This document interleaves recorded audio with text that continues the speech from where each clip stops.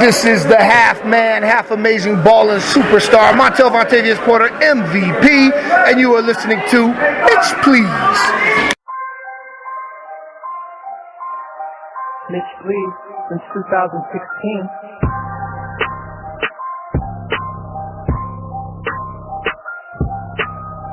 Flying with angels, dancing with devils, caught in between a saint and a rebel. Trying to live my best life, go into it like a WWF fight. And the fans are screaming, they got my back like I'm really beaming. So beam me up, Scotty, kicking down doors like I know karate. I got the fuego like Mojave, getting high is my hobby. Mitch, Please, in 2016. Podcast so ill, it might catch a body. Can't no one harm me. It would take more than the army to stop Mitch Valentine from doing what he gotta do. He stays on his grind. R.I.P. Joe Rogan. Y'all better know that we coming. We ain't ever running. So turn up the sound and keep it 100. Keep it 100. Mitch Valentine, keep it 100. Keep it 100. Mitch, Please podcast, keep it 100. Now chill. Yeah, hashtag make dreams happen. Pro Championship Entertainment at Heartbreaker MV at ECE since 2015. Yeah, follow your dreams, y'all.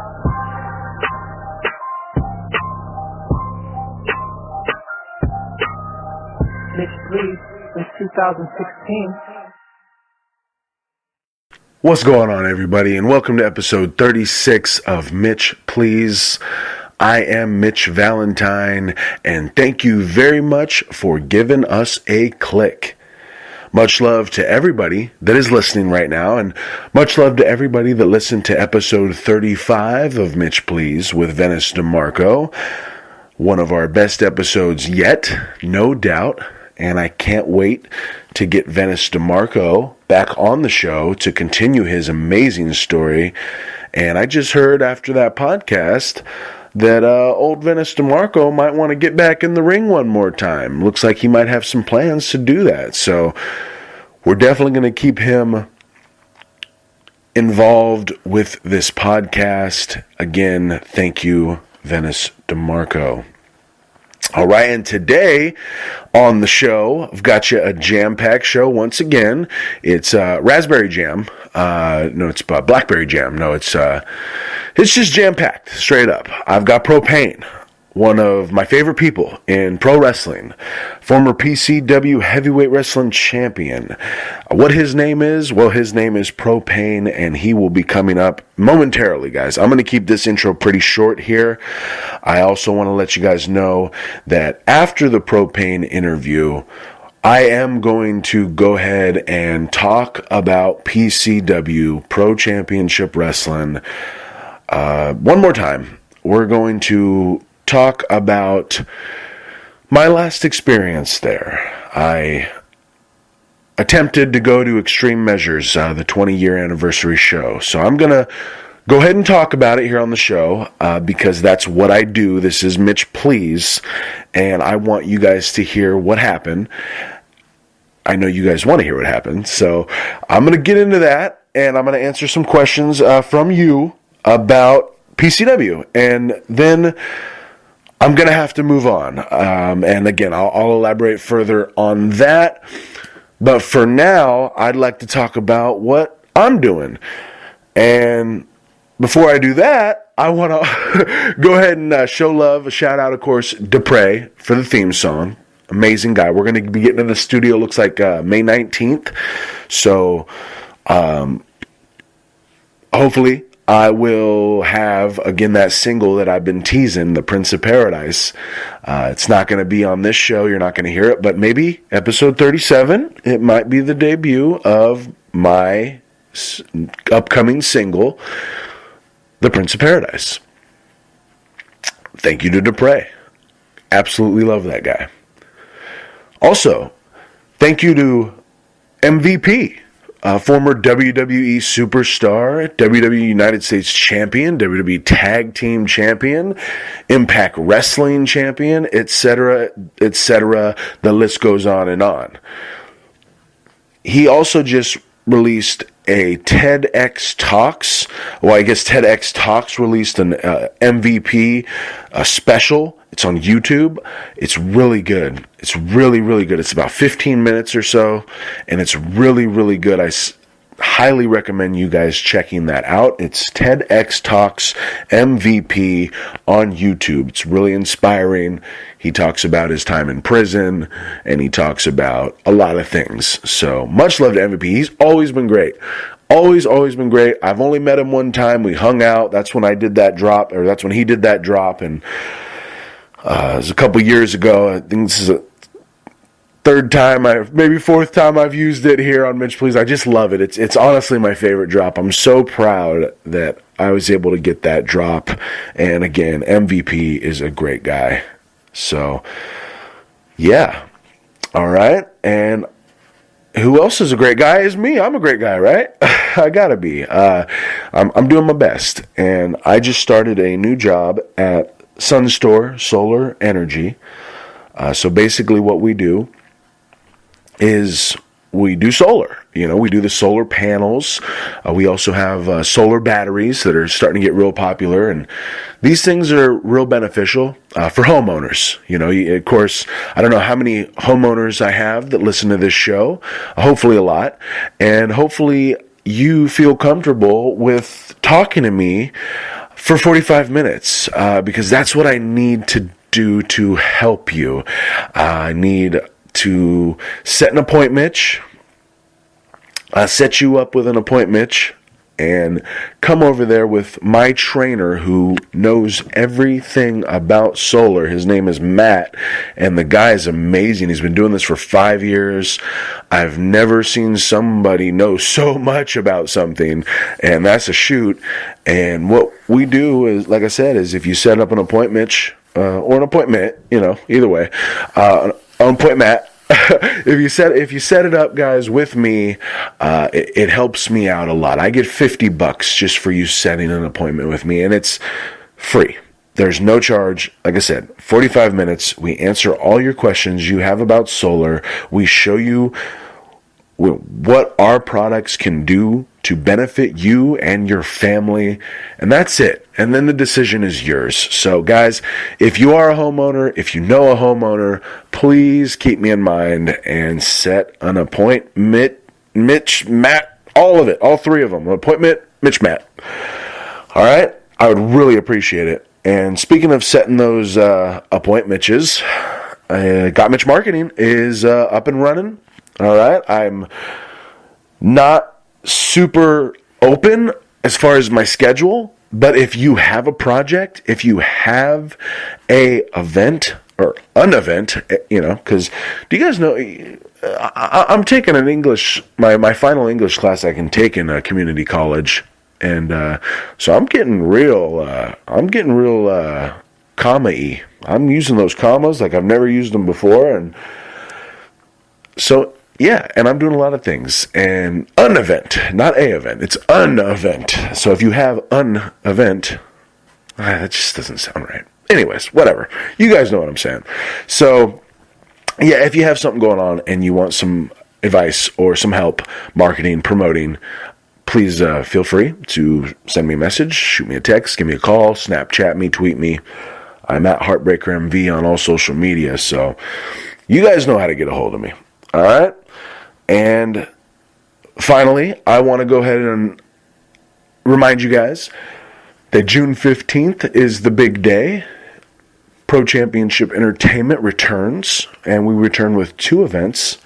The first one is going to be in Paradise, and it's going to be at the Paradise Rec Center, and it's going to officially be from 5 to 7 p.m. That's when the official show will start. I'll be there from 4 to 8, setting up. So come down whenever you'd like. It's a family-free variety show. So it's a family-free. No, it's a family-friendly, free variety show. So it's going to be a great time.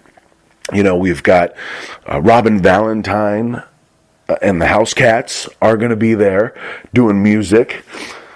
Germ Leather, Dylan Collins, and Miss Alma are going to be doing some stand-up comedy. And I just locked down Low Key Miller as well to do some music. I perhaps will be having some more music or some dance or some poetry. I've got some spots open. So if you're interested in being a part of this event and you've got an art to display and it's family friendly, you get a hold of me. I'll be hosting that event in Paradise at the Paradise Rec Center on June 15th from 5 to 7 p.m. and it's free. Then at 9 p.m., we're going to go ahead and get out to Oroville at the Spirit venue, and we're just going to do some PCE stand-up comedy. It's going to go from probably 9 to 10:30. Ms. Alma is going to be headlining that event. She is going to be tearing it up, doing her thing. No restrictions at the Spirit venue. We are going to speak freely. It is going to be more of an adult event. All ages are welcome at the Spirit venue, but just be aware that there's going to be some adult situations, conversations. It is BYOB at the Spirit venue. You guys can bring whatever you want to drink. They're going to have some great food there.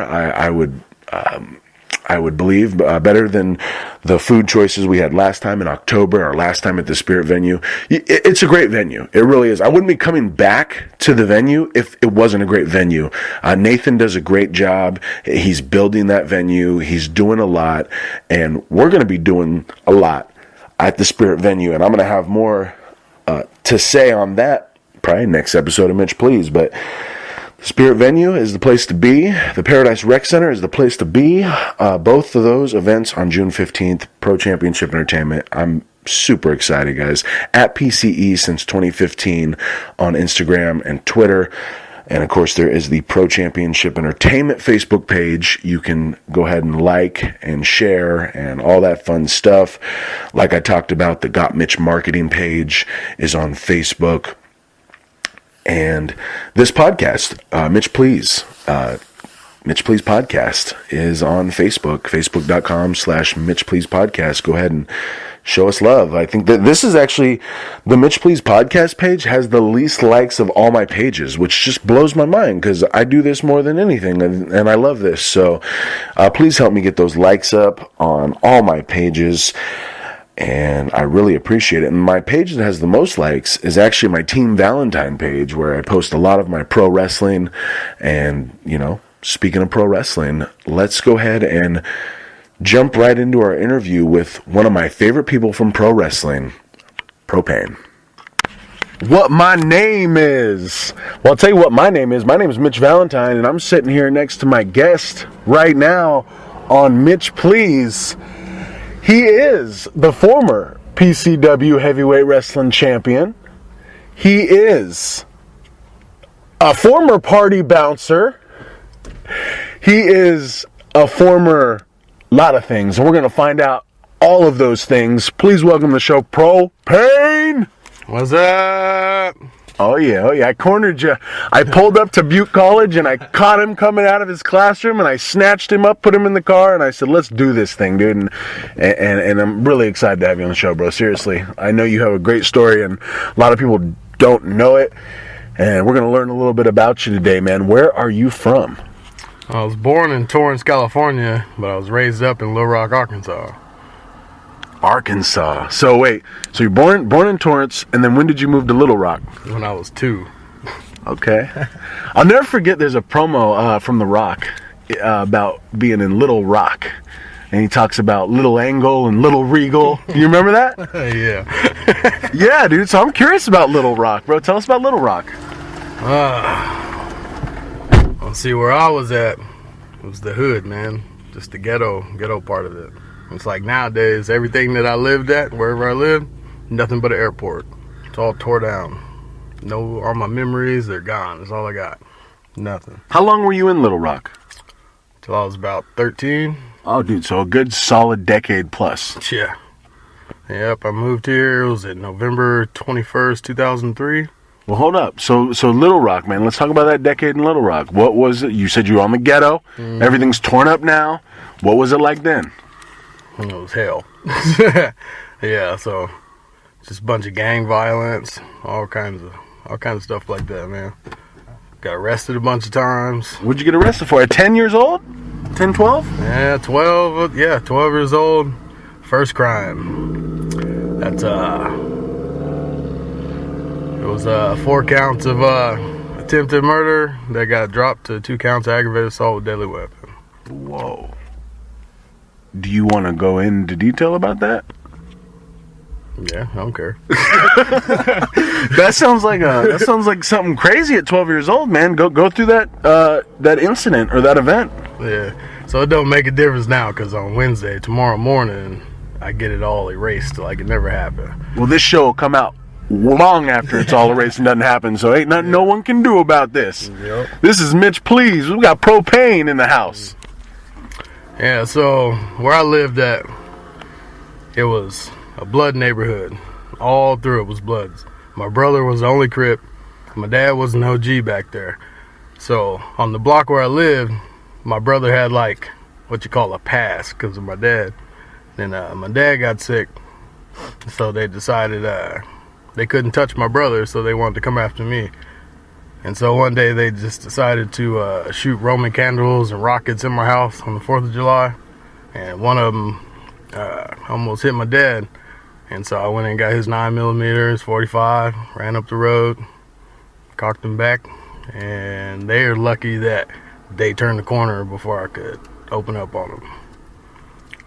Yeah. Ooh. That's that one. Don't mess with Big Willie. Yeah. I love Big Willie, bro. Your dad is honestly, when I go to your house, and it's been a minute since I've kicked it at your house, but when I used to go to your house, I loved talking to your dad because he was just so funny and always had a story. And yeah, dude, I love your dad. Who would shoot, man? They are lucky, bro. Yeah. Who knows what they're doing now? A few of them are in prison, and the rest of them dead. So found that out. Yeah, man. So, I mean, that had to be something at a young age that just totally changed you, you know what I mean? Or it didn't change you, but totally made you kind of think differently, maybe act differently. I mean, people don't deal with that, man. I mean, people do, but not a lot of people deal with getting their house shot at and gangs all around them. And so you did, man. You were 12 years old and then you moved out, right? Yeah. So we moved out here. My dad got sick. And my mom needed help, so all her family was out here. So they packed me up, moved me out here. I almost wasn't able to come because I was on a felony probation at 12 years old. And they just transferred it all out here, and then I was on probation here. And then just more and more and more stuff happened after that till I was like 17. Well, let's talk about some positive things that were happening. So, like, what were some of your inspirations, man? What were some of the things that you would turn to maybe make you feel good? Music or movies or pro wrestling? Like, what were the things that you really liked and enjoyed at that age? Pokemon. Freaking nerd. Yep, had that little fat old school Game Boy. And me and my buddies hooked up that link cable to the Game Boys and we'd just be playing. Then I had, what was it during that time? What was it, like Nintendo 64? Oh, yeah. Yeah, Super Nintendo. Yeah, it had Genesis. Sega Genesis. Yep. Little Sonic the Hedgehog or what? Yep, and Mario Duck Hunt. Yeah. So video games. Yeah, video games. Yeah, and then me and my dad, we watch wrestling. Who were some of your favorite wrestlers? About that, we was watching. Let's see, we had during that time, what was it? WCW and WWF going on at the same time. And we used to just switch around. I think I got hooked on WCW, and like I was a little kid, and you got like Goldberg. That's who I was watching all the time. And then I smashing people. Yeah, and then I seen Stone Cold Steve Austin, and I was like, oh, this dude, it's the same dude but smaller. Yeah. Yeah. Okay. So Austin and Goldberg were big impacts on you. And then you said you moved out here. Did you move to Orville or? Yeah, moved to Orville in 03. And I actually came out here to visit in 98 came to Oroville, and then I had no idea I was gonna live here. So. Got you, man. And so when you moved out to Oroville, you said you kind of got into some more stuff happened. What happened? Well, so when I moved here, I had an accent when I came out here, so everybody loved that. And then I was just running around being dumb, trying to like impress everybody. Right. Like jumping off stuff, getting hit by cars, smoking weed, carrying guns, all that stuff, you know, fighting. I don't know if like we can use the F word in here. No, you can say whatever you want. Oh, okay, you know, fucking bitches. And then I had kids. So yeah, I miss, you know, a result sometimes of effing those B's. You'll have some K's, but no, but like, so you were a teenager, man. You came out here 12, 13, 14, 15, 16, 17. You're doing all that stuff you just described, and then when did you first get a girl pregnant? Let's see, I was almost 18. Yeah. Gotta keep disclosure. We ain't gonna say her name. Nope. So, nope. yeah, I had my first kid when I was like 18. Wow. See, I can't imagine that, bro. Yeah. I'm 31, no kids. I've never had a kid of my own. That like, you know, so like, what was that like, dude? You're 18 years old. I mean, do you know what you want to do for a career? And then like you're having a kid. I mean, take me through that. I had no idea what I was doing, man. I was just like running around. Even then, when she got pregnant, I stayed around with her. Never left my kids though. Never left them, but I had no idea. I was in like shock. I was just like, oh, a kid. Like, what am I gonna do? And then just slowly started turning into a dad, I guess. You know. Because you would have another kid, right? Yeah, I ended up, right after that one was born, she got pregnant again. So, yeah, so I had 2. Yeah, but nowadays, everybody knows I got 5. So, 5 time, like Booker T in the WCW title. Yeah, 5 times. 5 kids. 5 kids. Yeah. Dude, so when did you think about maybe getting involved with pro wrestling? Oh, since I was little. It was like, but where I was, there was like nothing. The only thing I could do was watch it and like play in the backyard, wrestling with my friends on the ground, you know, just throwing them around. It was fun. Yeah, that reminds me of something too. I think it was, what grade was that? I think it was 7th grade. It's like we all had like this group of kids, like the outcast kids, and like like the little preppy kids, and we started like this little group where we'd go beat up the preppy kids. And I ended up like side suplexing a kid on a brick and rupturing his spleen. And so I got in trouble for that one. Yeah. Dude, I gotta share something with you, because preppy kids. So there was this preppy kid named Joe in 6th grade, and for Quincy, for me. Yeah. And I remember he was like, oh, screw this preppy kid, man. The girls think he's cute and all this. I don't like this guy. So I remember getting in a fight with him, dude. Like, we were just boxing, and like he was rocking me too. So I'm like bigger than him, but he's like rocking me with boxing, and then like, it's kind of embarrassing, dude, because I didn't get beat up, but like he definitely hit more, you know, landed more shots. So I was like trying to be cool and beat up the preppy kid, but the preppy kid ended up just throwing hands like a pro boxer. And anyways, but so also I know you told me that you used to do like it was backyard cage fighting. Well, it wasn't like backyard cage fighting. I was doing the camo mixed martial arts amateur.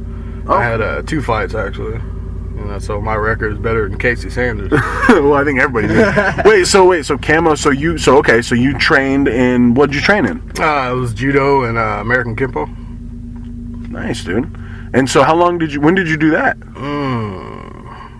It was like a year before I joined PCW.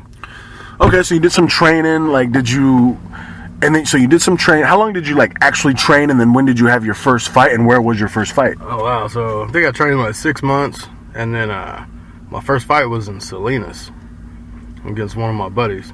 And then the whole ride down there, he talking shit, talking about. Oh, you guys rode together? Yeah, he talking about he gonna beat my ass. My dad was like, "Yeah, he's bigger than you. He gonna beat your ass." Yeah, was it like a minute and 13 seconds into the first round? Beat his ass with TKO. What was that like, bro? Because I mean, did you have music? Was there a big crowd? It was a huge crowd. They had music. Mine was what was that song? I can't remember the song. Bullet with the name on it. It was a Biggie song. Okay. Like Hypnotize? No, it's another one. What's that other one? Big Papa? Nope. It's one more. the other one? I cannot remember it. Going, back. The other one. There's a lot of good Yeah, songs. there's the other one. I know Tammy would be mad right now. Well, that's all right. So you picked your song. You came out to your song. I mean, what did that feel like, dude? Because I've never been in an MMA fight. Like, how old were you? 19, 20, something like that. And you're going out to get in the cage Yep. and fight. Oh man, it was nerve wracking, dude. It's like I was like, why am I doing this? But I was like, during that time though, I was like in the best shape ever. Like my sensei, his name's Mike, and the Epperson brothers out in Chico, that's who trained him. Oh, I know Epperson Brothers. Yeah, they trained him. He was teaching me. Tammy was better than me, obviously. Better than everything. Yeah, it was like nerve wracking. I was like, what am I doing, man? It's like I just jumped on it like on a whim. I was like, yeah, I'm gonna go be a cage fighter. I'm gonna get famous, be a cage fighter. Yeah.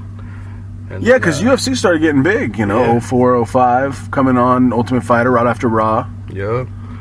And like, I didn't know what I was doing in there. It's like, but I just know I won that first one. The second one is kind of sad ass story. That one. So I had a broken hand in my second one. I fought in Sacramento. I had a broken hand in my second one. They weren't gonna let me fight with the broken hand, so I had to take all my stuff off. And I went in and I shot on the dude, and he kicked my hand, and like instant pain right there. And I go to get up, and I just catch one hit right to the temple. 17 seconds, bro. First round knocked out. 17 seconds. Damn. Yeah. Hey. That's sad. Well, hey, you know what? 17's my lucky number, but no, but you know what though, man? That's good though. Like in the MMA world, I think that's a good thing because like now you know what it feels like to be knocked out. You don't want that to ever happen again, and you knew that feeling. But then you never got back in the cage again, though, right? Did that do a lot to you mentally? Not really. I've been knocked out before. Yeah. Yeah, but not in front of like all them people, but Yeah. and like and what made that fight even worse, like my toenails were too long. So they stopped me right there at the steps and was like, oh, your toenails, and then they pulled out little toenail clippers, start clipping my toes, man. So that got into my head, you know. I'm like, Oh, shit, we got a free toenail. I wish somebody clipped my toenails. oh man, that was like the embarrassing thing ever right there. They clipped your toenails and then you got knocked out. I'm Yep. sorry, bro. This is funny though. I think about it now, I laugh about it. Is there footage of either one of these fights? Somewhere. Oh, I have man. no idea. I'd love to see them. Yeah, me too. So you brought up Tammy. Yeah. How'd you meet Tammy? So I knew her for a long time. It was like back when my baby mom, they were like friends and stuff.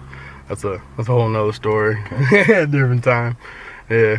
So I met her, and then me and my baby mom broke up, and then me and her got together. She had 3 girls, so I basically raised her youngest, or her 2 youngest. I raised them, and her oldest, I had her since she was 5. So, and then plus my 2. Yeah. It was like 2010. Yeah, and that's when you started. I remember your first day of training. First of all, you got to tell people this story if you want of how did you hear about PCW?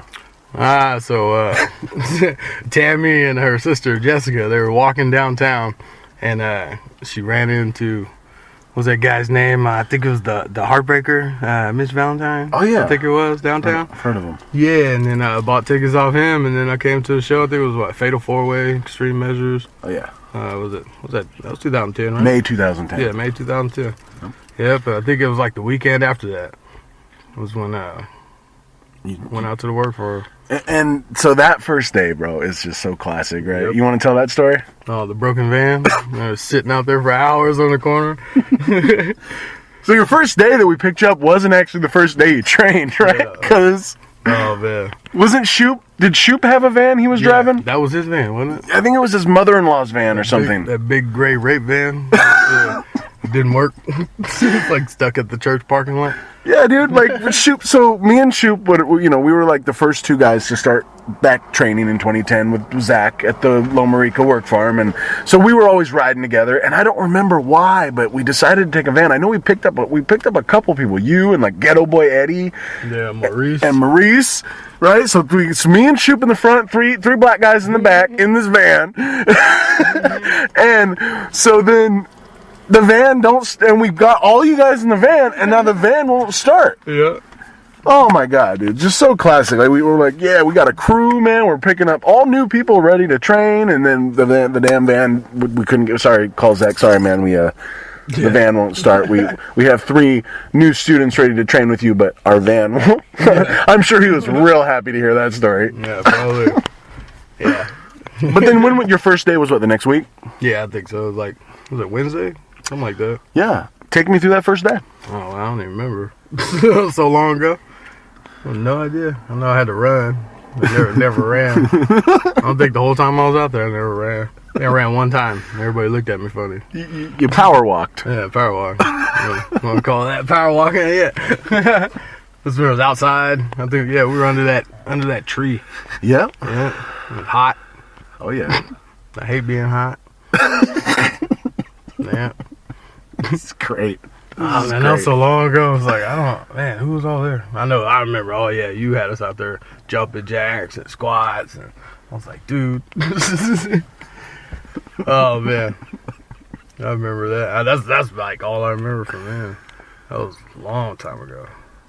Well, I'll tell you what I remember. I remember because you were real quiet. You know, you still are pretty quiet, which is actually a very admirable quality. Like I strive to be more quiet because I'm loud and obnoxious sometimes.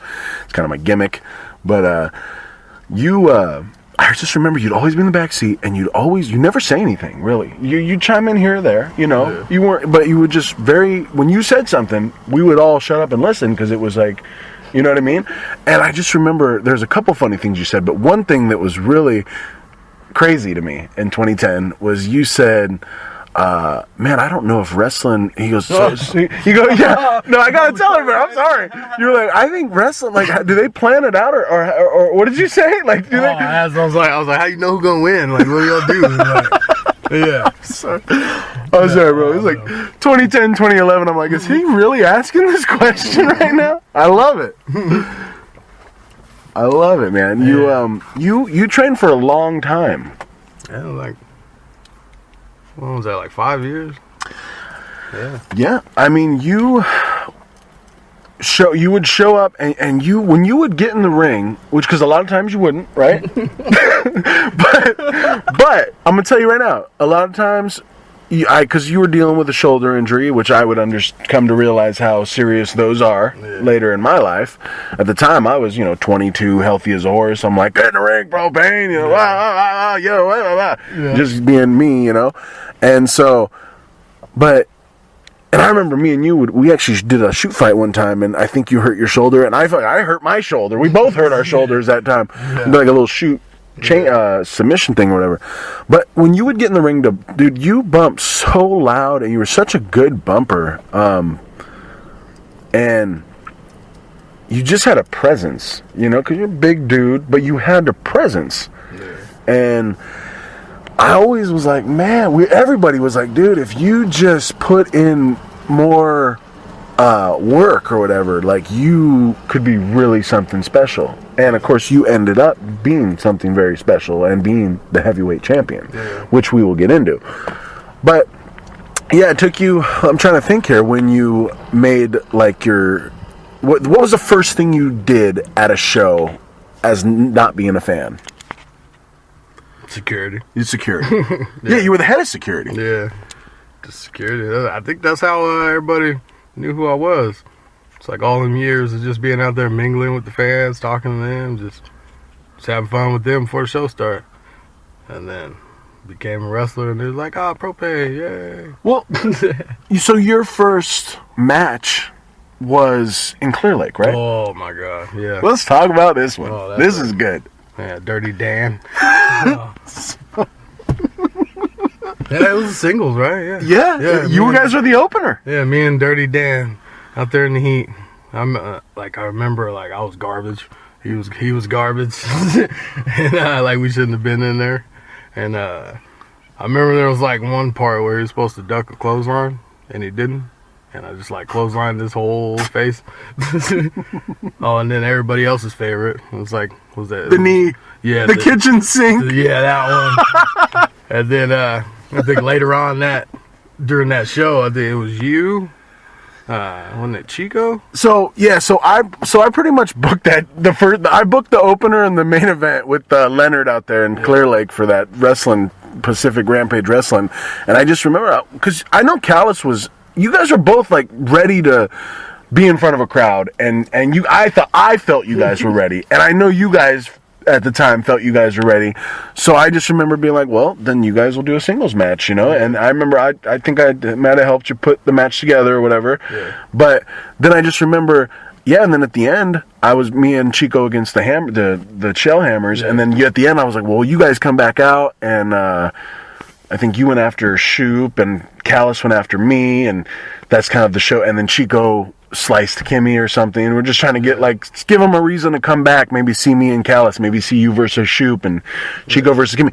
Anyways, but how did that feel, bro, first time? It was different. It was like, I don't know, what it's like the first time in front of a crowd wrestling, so kind of weird. Yeah, outside with a pickup truck pulled up right by the ring. Yeah, it was so hot, man. I don't know. And then I remember everybody else's favorite moment from that day, the penguin slide. Oh, yeah, the slide. How about the trip to Denny's that night? Which one was that one? Oh, God. I don't remember it, but I've heard stories about it. Didn't you, take off walking or something? And, went to a store? I don't know. The Chevron or something, across the street? You got a beef stick? Yeah. I don't know. All I know is I'm sure I thoroughly annoyed the Denny's wait staff, and I was very intoxicated. So I remember that. Yeah. But I remember the next day, I think you showed up to training. I think me and you showed up to training maybe, and then nobody else showed up to training, and I just remember, however it went. But then when was the next time you got in the ring? Was that off the chain? Well, next time you were involved as not security, but as talent, I think you came out with me and Shoop in that cage match. Yeah, I think that was right? 2 years later. Huh? Yeah, like a year and a half later. Oh, yeah, I was the bodyguard with the briefcase. Yeah. Yeah.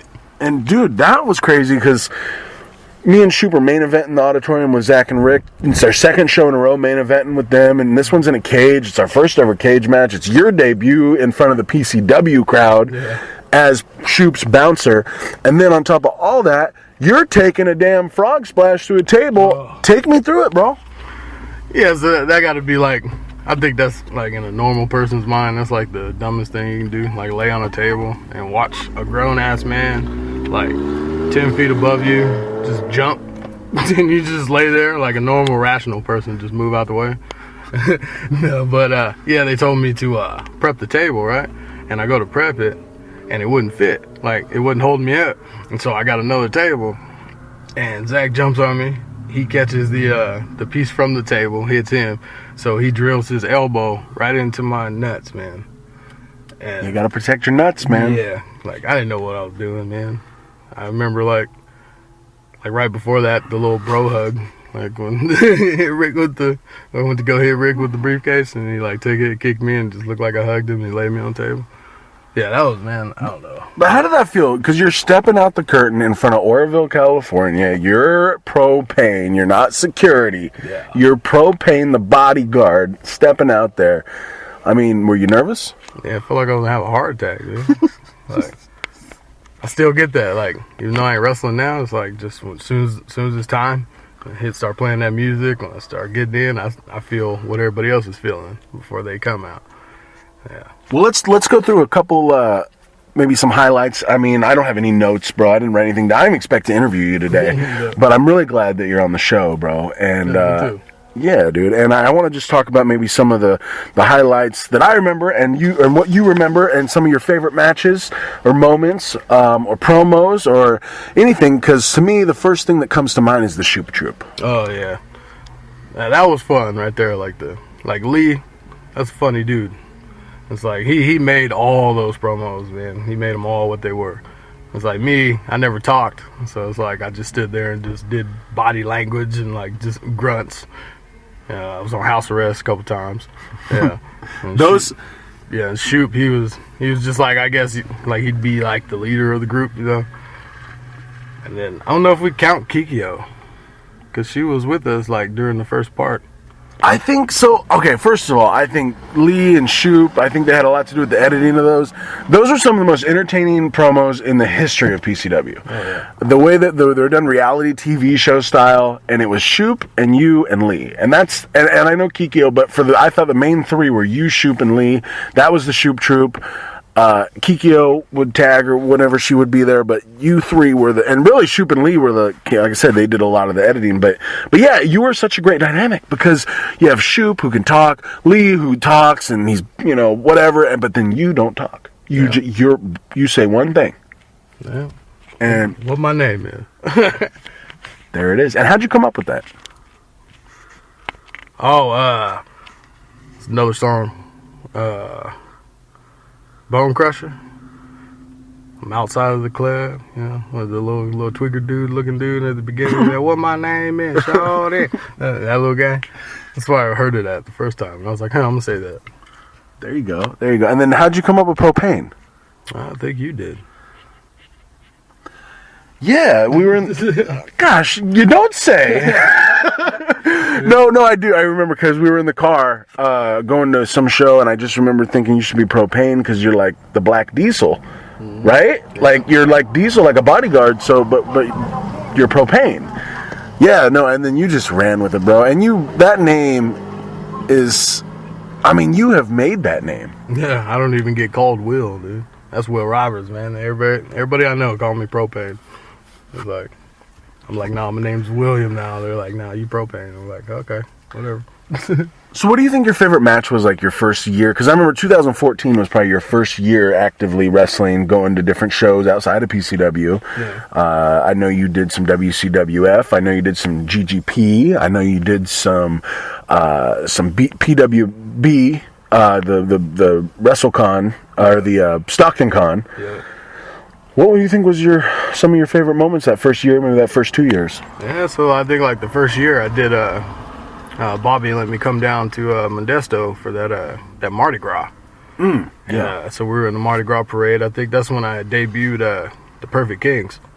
It's like they weren't the Perfect Kings yet until that day. And then after that, they became Perfect Kings. So it was me and Shoop as the Shoop Troop, and it was Lee and JJ. Yeah. I don't remember who won, though. That was a long time ago. I just remember after that, though, we had that just walking around on that Mardi Gras with the beads, all that, Yeah. Yeah, adult stuff. It was a good time. Yeah, it was. I had fun. Let's see. What else? You were a part of the Rotten family in 2015. Yeah. The Rotten family so it was Rotten, Paul Isadora, me, and Callis. Yeah. I think that was before I broke my shoulder. You kind of were the odd man out there because it was like let's be real, it's punk rock and it's tattoos and Paul Isadora is a giant, but then you're just like this hip hop black guy. Yeah. It's just great. I thought it was funny. Yeah, I was Canadian too. Yeah, you did a Canadian gimmick with Shoop. Yeah, I had red hair. Oh yeah. Yeah. And you also were the party bouncer with, there's only one undefeated tag team in NorCal Wrestling, and we're right here. And, that was a good time, dude. You coming out with those giant sunglasses. Yeah, little snake dreads on my head. Yeah. Another day of a broken down van, by the way. This time it was your broken down van. You almost didn't show up, and we almost didn't even have that match. I come pick everybody up and break down on the side of the freeway, and everybody else took off, and I had to wait for my car to get towed. How did I get there, though? Tammy. I think Tanner's at work. It was probably was her sister. She probably took me. Yeah, I think it was. Yeah, payback's a Mitch, I guess. You got me back from getting you in the broken down van. Yeah. So yeah, man. And then I'll tell you, so 2015 Rotten Family, and then I left, right? I hurt my shoulder and I was gone. And then 2016, what were you doing? I was retired. 2016, injury. It was like 18 months. It's like so in 2015, I was at Work Farm Wars. It was me and Callis against Hardesty and Sean Gunn. And in that match, I took like 3 bad bumps, just like all on my shoulder in that whole match. I was like, I'm pretty sure I was getting ready to do something with Sin too, like right after that. And you already had a bad shoulder. Yeah, I had a bad left one, and then I had a 3rd-degree AC separation. in my right shoulder in that match. And Damn. keep going. I finished it. Yeah. But yeah, I thought I was done. Felt done, but still there, kind of like it is now. Going back just a little, because I just remembered, popped in my head, Extreme Measures 2015. 6-way ladder match. Went like an hour and a half. But but the highlight of the match, there was 2 highlights. Sean Gunn doing that big bump into 2 tables or 4 tables or whatever it was. But then you, 300 pounds, climbing to the top of the damn ladder and splashing whoever through a table. I splashed myself. So, I put Shoop on it, but he moved. He was smart. He moved out the way. I think that was my first time jumping off a ladder. That was insane. Yeah, I think that's what I kind of like got this little fetish, I guess, with jumping off ladders now from that. Like I like jumping off ladders, going through tables. Yeah. Yeah. Well, there you go. It's once it gets in your blood, man, it's hard to get it out. Pro wrestling is a drug, and no doubt about it. So you took time off. Okay, so 16 you hurt. You took some time off, and then I'll never forget Last Man Standing 2017. I'm sitting at the commentary table with Ryan Piles, and nobody knew that I didn't know. You show up in the Rumble, and your dad, and Ryan, I remember Ryan Piles pointing over to me, looking at your dad, because your dad was going crazy. Your whole family, everybody, a lot of people were going crazy. But you entered that Rumble 2017, man. Why'd you come back? I was just ready. Like, I had that itch again. Just came back. It was number 28, right? 28, 26, something like that. I don't remember your number. I just know it was 2017. Yep. Yeah, it was a late number. I was in there, and then that launched it from there. It was like I was main eventing after that. Yeah. Well, not quite, because you had because I was involved in main events. Every one after that. It wasn't my main events, but I was in every main event after that. So. Yeah. Yep. Because you started working with Boyce LeGrand. Yeah. That dude, man, he's awesome, man. I learned so much from him. Just that match we had, man. It's like I was so nervous, like going in there. It was like my first time actually like going to wrestle somebody that I didn't know, like what they thought of me or like. Well, hold on. So you're jumping a year no, you're fine. You're fine because I want to get into that. Yeah. But you started working with Boyce as like his now you're his body. You're everybody's bodyguard apparently. So now you're Boyce's bodyguard. And he's wrestling Sin, so you're getting involved with Sin and Boyce, and then like you were about to say, like Boyce taught you a lot of things, man. What were some of the things that he taught you when you're working alongside him before you wrestled him? Well, how to be a star. It was like not really like spoken word teaching, you know. It's like he kind of like rubbed off on me, like all his experience kind of like rubbed off onto me. Yeah. That's like best I could put it. Like I just felt something like after working with him for that year. Yeah. And then you turned on him. That was his fault. It was his fault. That's his fault. But he was the champ, and you turned on him. And he still did. I remember he beat Sin in the cage, but at that point, it was like it's Propane's time now to step out on his own finally, right? Because you've never really been out on your own in PCW. You've always been somebody's bodyguard. And now it's your time, and this is like late 2017 going into 2018, and it's your time. You're going to challenge Boyce LeGrand for his PCW Heavyweight Championship in a chain match. And I remember, of course, this show has a lot of significance for both of us. It was my last show as a competitor, and I just remember doing a lot of, and that's the other thing you did a lot of, bro. You did a lot of promotional work, right? Yeah. You sold a lot of tickets, man. A lot of people know about PCW because they know Propane. Take me through your time as a promoter. You still are one. Yeah, still. That's what I'm doing now, too. It's like, well, I first went out with you a long time ago, and like, I used to hate it. It's like just going out there trying to talk to all these people, and like you just seemed like you loved it, bro. It's just like watching you and like watch how you like would talk to people, how you approach people, and like you got to accept the fact that people gonna tell you no or they gonna talk crap about it. You just gotta like rub it off. But now it's like I'm in one town, so it's like once people see me, they already know what I want, and so they already giving me everything. But yeah, it's like I built a lot of relationships, you know. It's like met a lot of people that I'll never meet. It's just getting out there. I'm like getting out there and just doing it, letting everybody know who you are. And it's like now, I've like got other people doing it, and like I come around to make sure they're like doing what they're supposed to do, and like I still do it, but I got some right now that are just like soaring in promotions right now, just by having them go out with me on a weekend and like stand out in front of Walmart or Food Max and just flyer. Mm-hmm. Yeah, you get a lot of people tell you no, or it's fake, or it's gay, or whatever, just whatever, dude. But I don't care about them; they don't matter. My favorite smart ass line I would tell people, it would be like, they'd be like, oh, I hate wrestling. I'll be like, that's all right, nobody's perfect. But like, yeah, I mean, obviously you don't want to engage in the negativity. You want to just keep it positive, and that's what you've done. Really, you really have. People don't have bad things to say about Propane for the most part. I don't think. I can't think of anything. Just except for maybe that he could have worked harder. But we could do that. It doesn't matter what we could have done because we can't go back and do anything. All we can do is what we can do today and tomorrow and all that. But yeah, man, you really stepped your game up as a promoter, and I'm proud of you for that because that's all I wanted was someone else to get out there and help out with everything, and that's what you're doing. And so now you're wrestling Boys to Grand, and it's Last Man Standing 2018. We got Z-Rock. You know, you're in the Z-Rock studios doing an interview. It's your biggest match of your life. I mean, take me through it. I think that was like the most nerve-wracking of all of them right there. It was my first time being main eventing the show, and it's for the PCW title. And it's like, and I gotta wrestle Boys to Grand for it. And it's a chain match. Yeah, and a chain match. The only time I ever seen something like that was on TV, man. It's like, it was like 45 minutes. Yeah. It's like the longest I've ever went. Yep.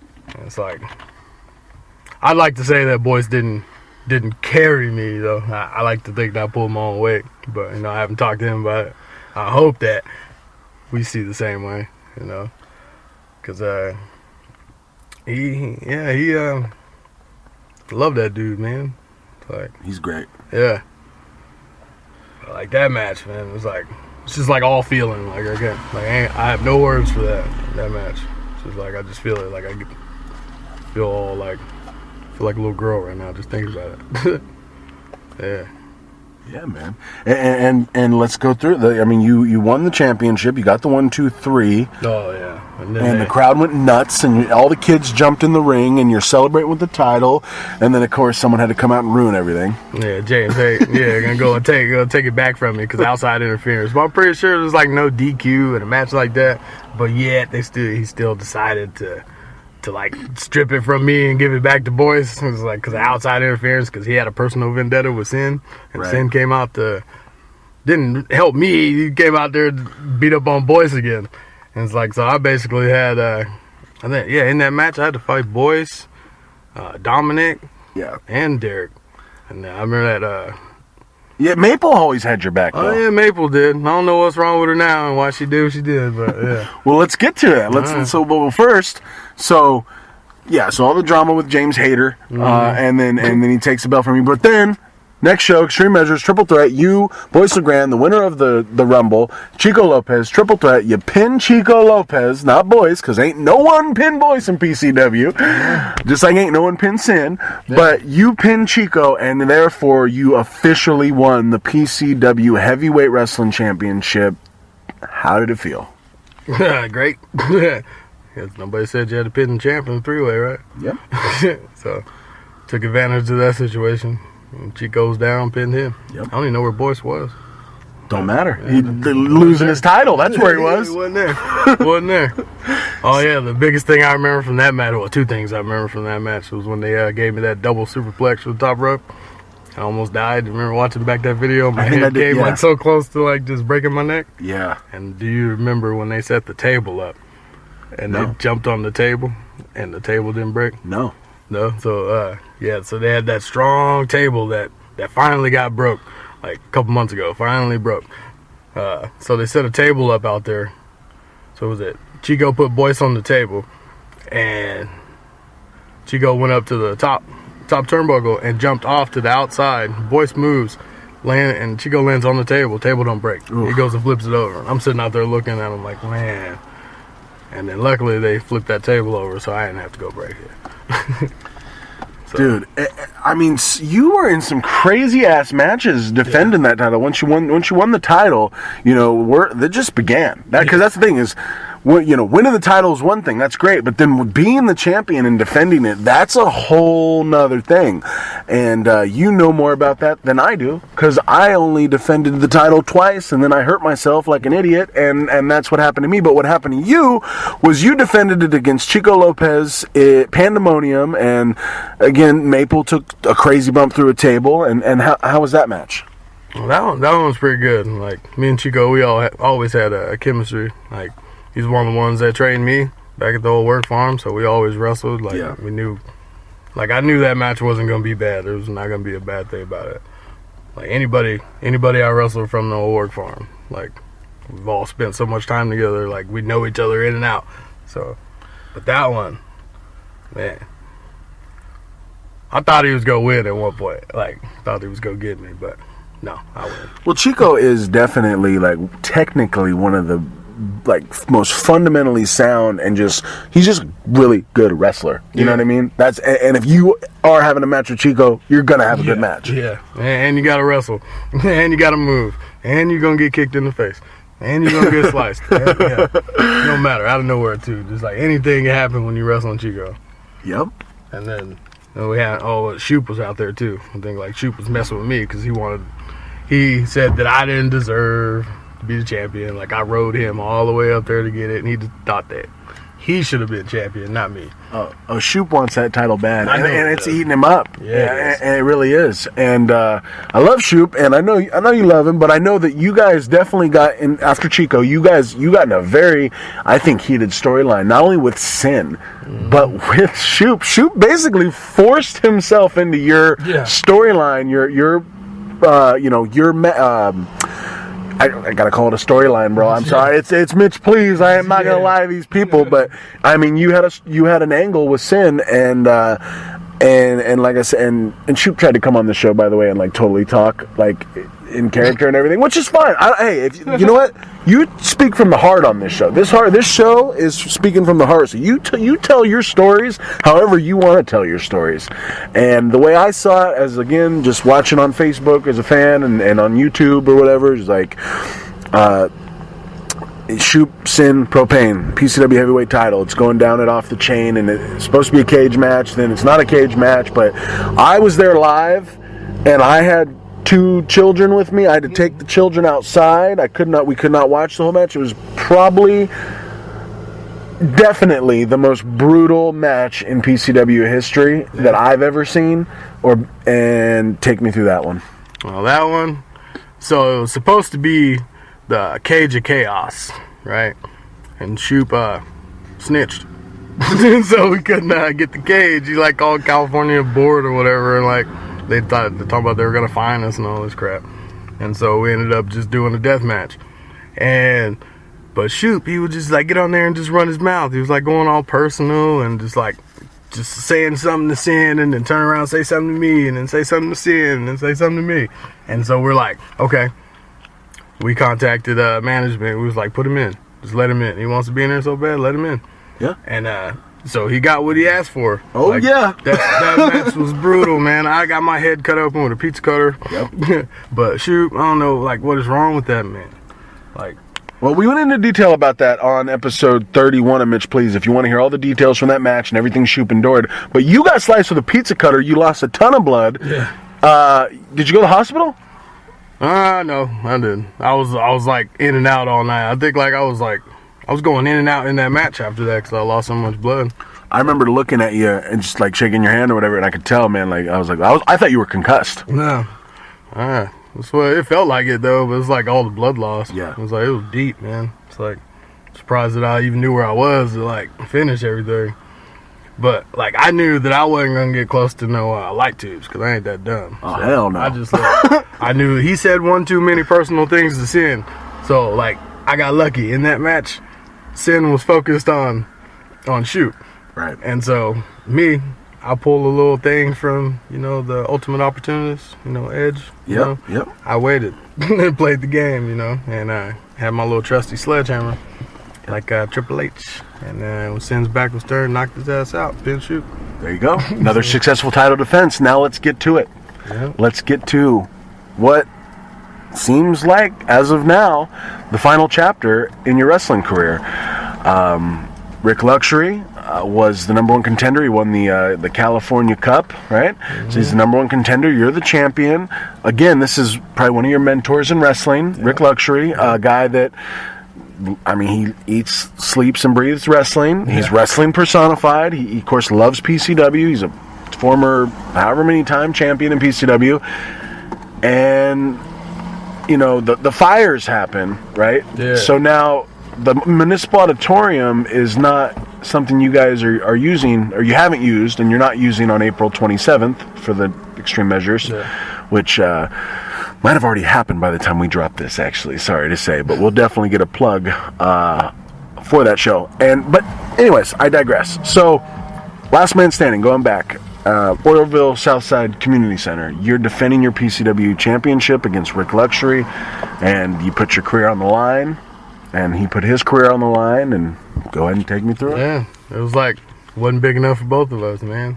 It's like I knew that I had to do something with him because I knew I was going into a match I couldn't get out of. Like, there was no way that I could weasel my way around into, like, somehow beating him because, he's dirty, man. He plays dirty. And I knew that match was going to be, that it possibly could have been my last one, which it was. And, but I think what got it was that stun gun, that cattle prod. Oh yeah, I felt it. That put something on me too. And then my little cousin. Yeah. Maple. I have no idea. What was the deal? Oh, so I found out, remember back in when I was wrestling Chico? Yeah. She went through that table? Yeah. She's been mad about that the whole time. Oh. Saying it was my fault, but you can clearly see Shoop holding her there, and I didn't see her there. Yeah, she told me she got a concussion from that table. Oh, yeah, Concussions will make you hold a grudge, let me tell you. I thought she died, bro. Like, for real. But yeah, that match, I gave it everything I had, man. Do you feel good about it? Yeah. I wouldn't do it different. Are you maybe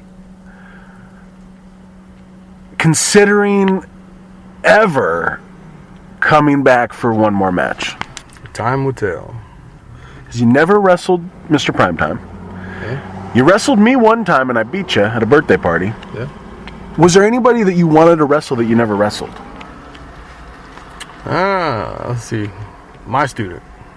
One of the ones that was involved in beating me or in that match, in my final match, was Manny Roa. Manny Rose. I've never seen him wrestle. And he's like a little propane. Like I taught him. Like I see myself in him. He's like real humble. He was like 22 years old when he showed up. Yeah. About the same age I was. He Instagram messaged me a couple weeks ago, but I've never met him. I've never seen him wrestle. But that's your guy. That's your student. Yep. It's my dude. And like I taught him. Look at him now. Like, well, how long has he been like active? Like a year? Almost 2, right? And he's already one-time tag team champion with Brandon Humphrey. Yeah, as we record this, he's the PCW tag team champion. So, okay, let's do this, Propane. That's the one guy you would come back and wrestle, you think? Him or Primetime. Primetime, yeah. Everybody wants to wrestle Primetime. He's one of the only ones that I haven't like actually wrestled. Yeah. It's your head trainer. Yeah. Let's do a little word association. We'll get out of here because I know you got class. I appreciate your time. I just want to maybe drop a few names, maybe just first thing that comes to your mind. And let's start with Mr. Primetime. Let's see, Mr. Primetime, huh? Word association. Old man. Oh. Okay. Brandon Humphrey. Oh, he's next on the list. Like, he's gonna be a star. He's already one. Yep. I see that. I've seen that as well for at least a year. Maple Gramps. Traitor. Yeah. Mike Shoop. Little baby. Sin. Bigger than me. Patrick P. Daddy Abbott. Oh, P. Daddy, huh? Guess we call him the overdog. Isn't that what he said? I like that. Yeah, the overdog. I like that. Yeah. Kimmy. Gimme.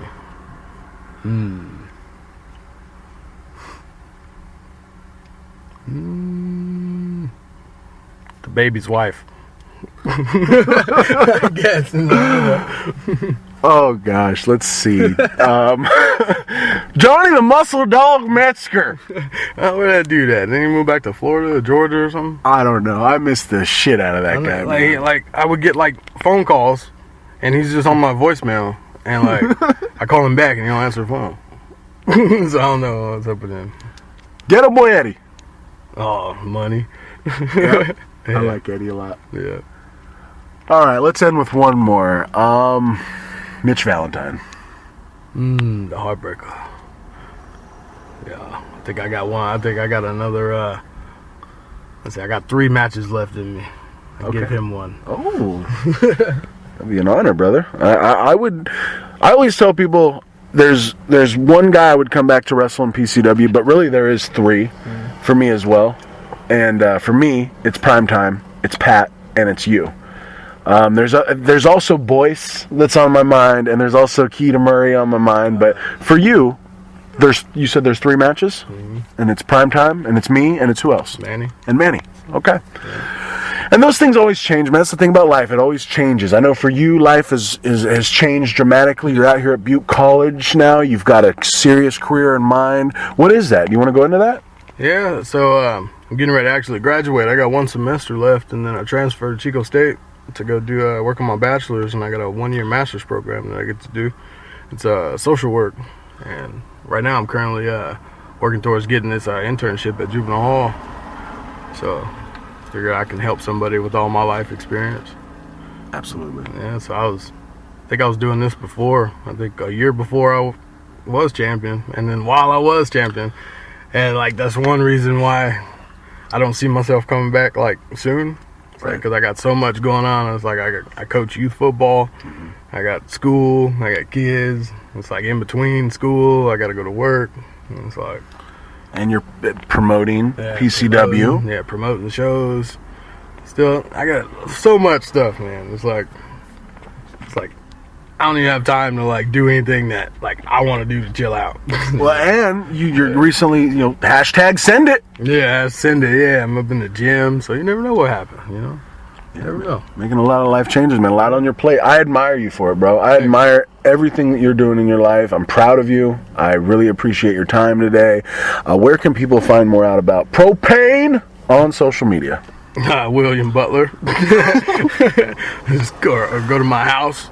Everybody else did, y'all know where I live at. Everybody knows where Propane live. Southside Orville. There you go. Thank you, brother. Yeah, thank you. Love that guy right there. Thank you very much, Propane. What a story. I hope you guys enjoyed that as much as I did. Now, we've got just a little bit of time left here in the show. I'm going to go ahead and get into it, guys. This is closure for me. All right? I mean, you never really close the door on anything in your life, but at this time I've got to try my very best. So, Pro Championship Wrestling. What do you say? There's so much I could say. I don't have time. I don't have time to really express all my feelings and thoughts on Pro Championship Wrestling as a whole. I'm going to answer your questions in just a moment. I want to start this off by saying that I love PCW. I will always love PCW. And I wish them nothing but the best in everything that they're going to be doing going forward. That is from my heart, and that is the absolute truth.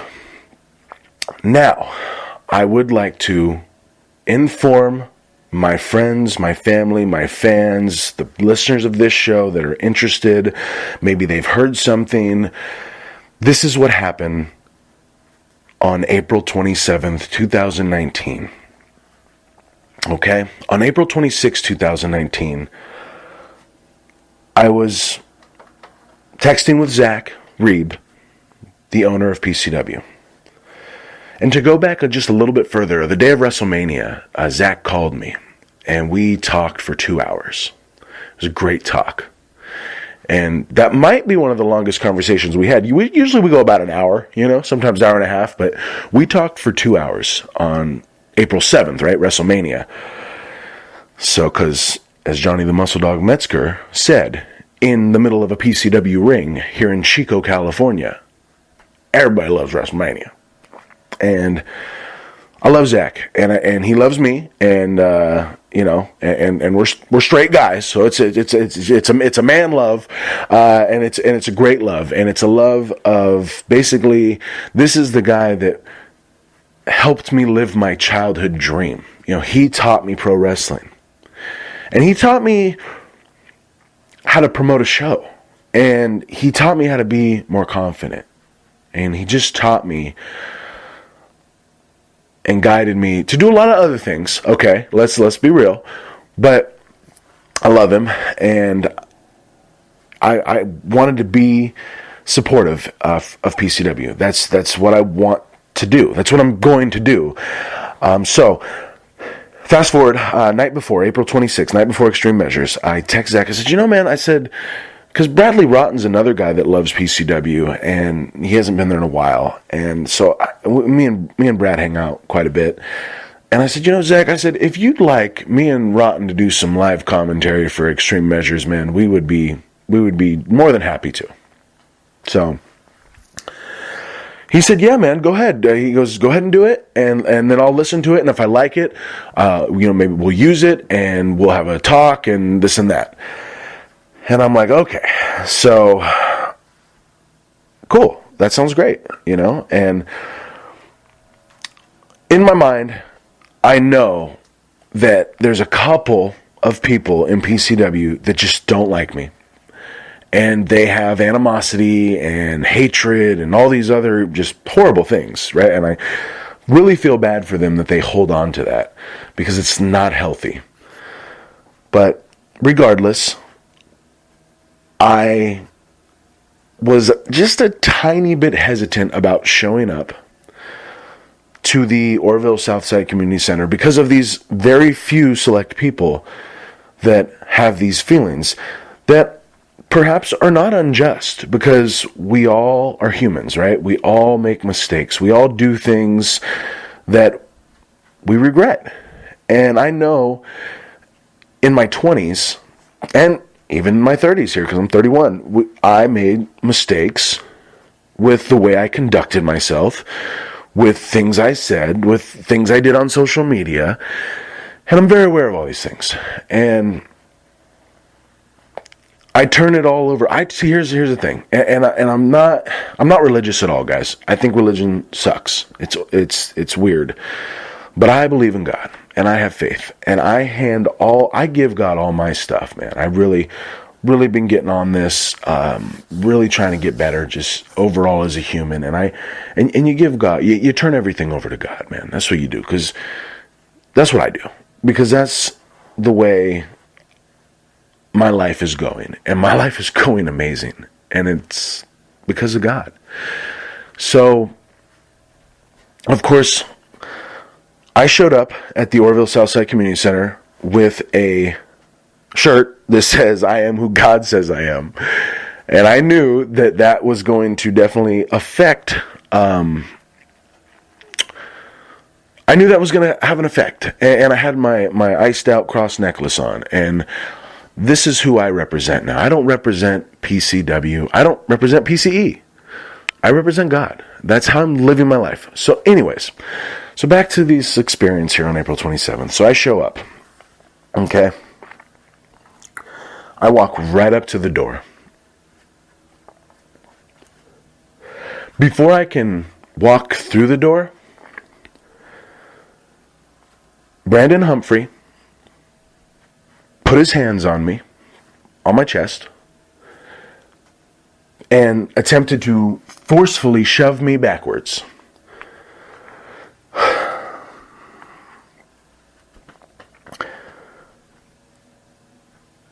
Now, at that moment. And there was 20 or so fans, outside the building. There's a lot of people that witnessed this.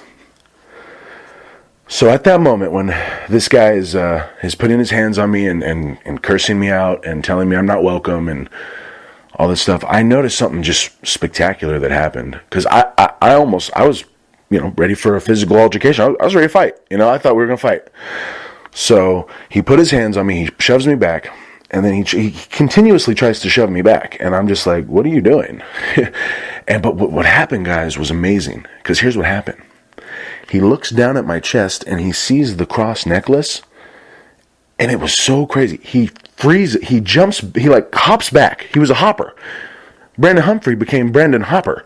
So he froze, he hopped back half a step, and he was like, oh, you can't come in here, blah, blah, blah, blah. F-bomb, F-bomb, F-bomb, you're this and that, you're this and that. And I'm like, Brandon, listen, man, Zach wants me here. The owner of this whole thing, whose name all this is under, who's responsible for all this, he wants me here. So I don't know what you're saying, because I don't receive it, but that's the deal. And then the next person to come out was Rick Luxury.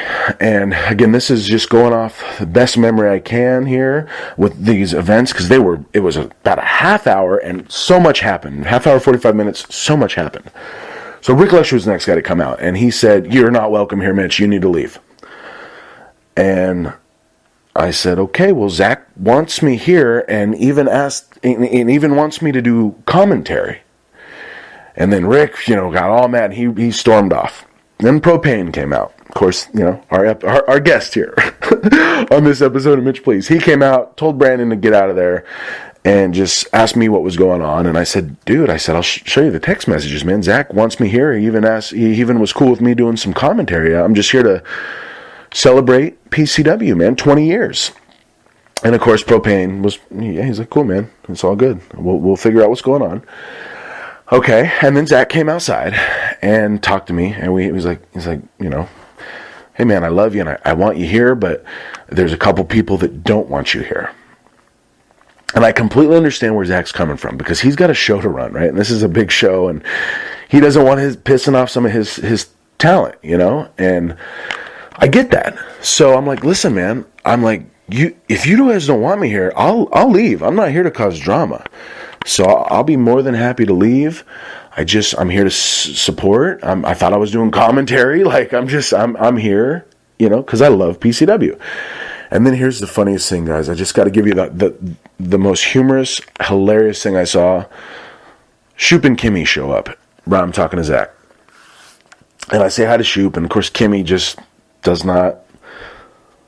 Kimmy seemed very stressed. I think she was stressed about her match. So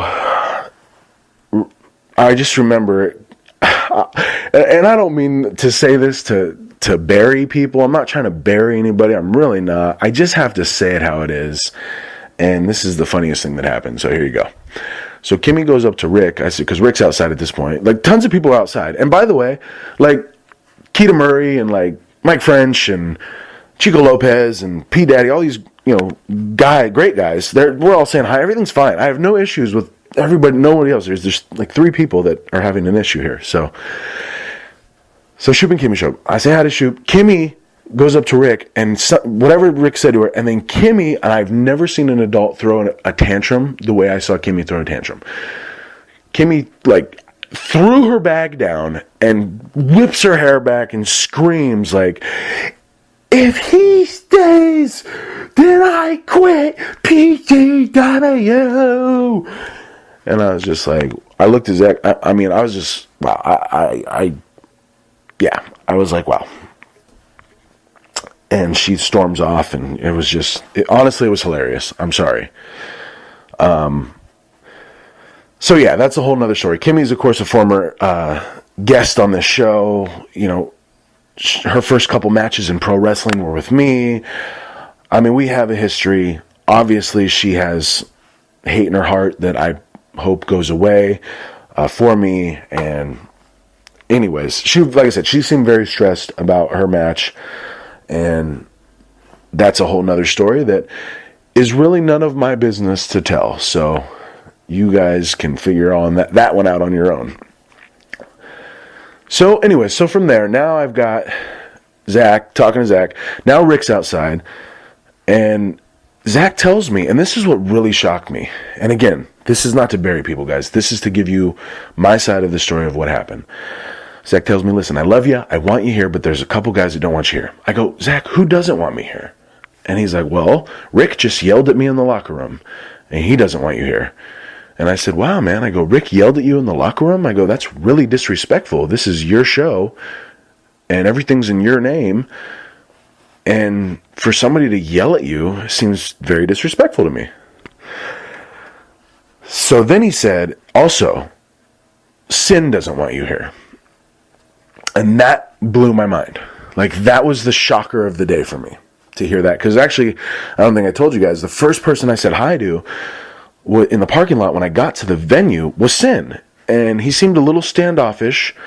But, you know, I met his son, and I love Sin. Sin is amazing. I love Sin. Me and Sin have always had a great relationship.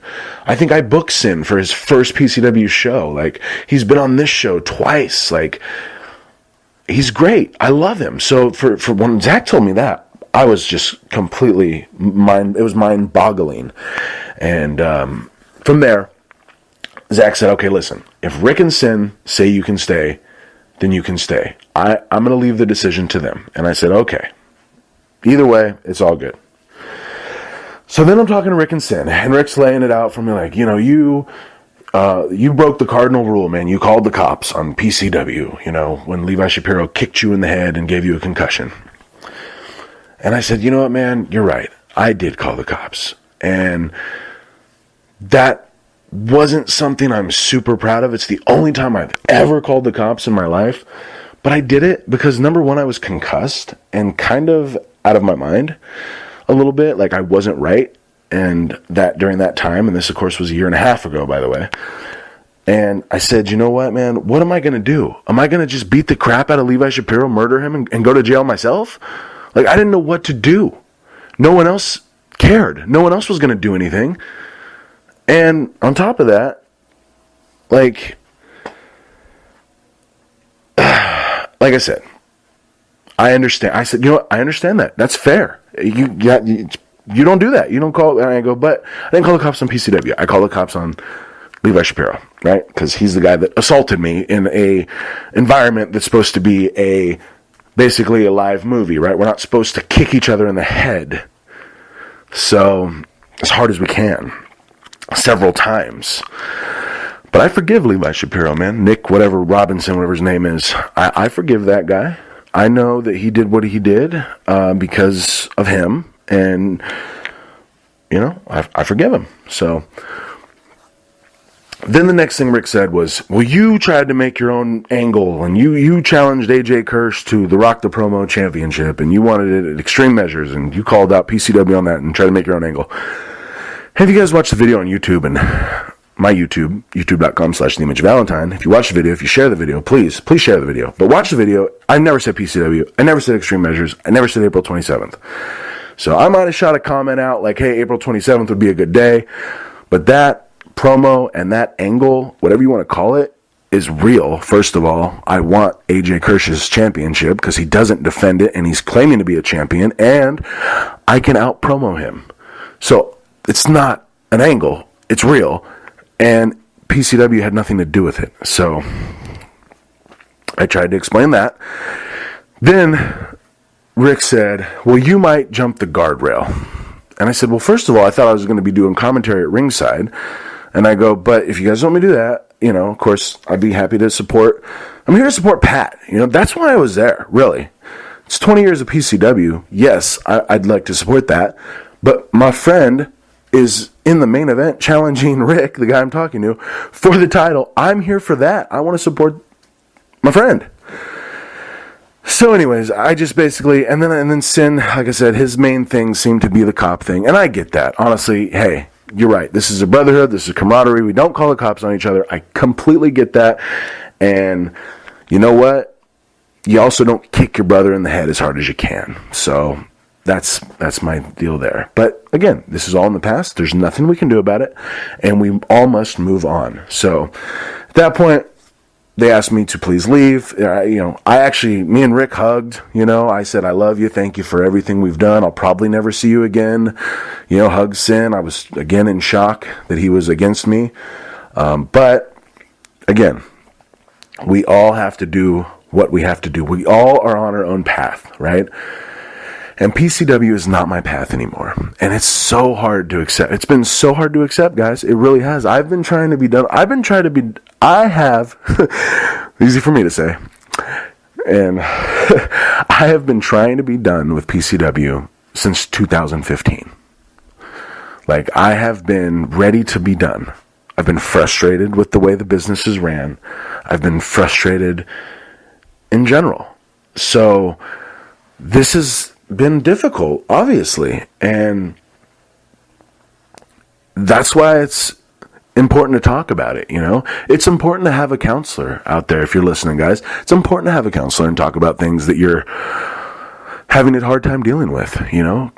That's what they're there for. And again, I have to thank God for all of this, and I'm putting all this on God. God, help me move on from PCW. Because why? Because it's time, right? It's time. So I'm going to do this new segment here to close the show on Mitch Please, and it's going to be called Mitch Praise. So again, if this turns you off, that's fine, because this is me. And if you don't like me, you don't have to listen to me. But right now,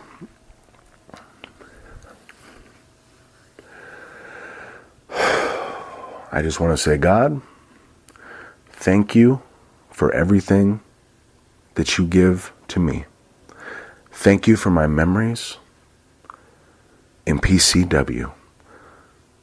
Thank you for the people I met. Thank you for everything, all the experiences, the videos that I can share with my family and my friends, and I can watch myself because I watch them quite a bit. Not so much anymore. And Lord, just help me get over the desire to be a part of Pro Championship Wrestling. Because I've got things now in my life that need my focus, that need my attention, that need my heart, that need my passion. So I'm asking to direct all of my everything away from PCW. And again, bless Zach Reeb. Bless PCW. Thank you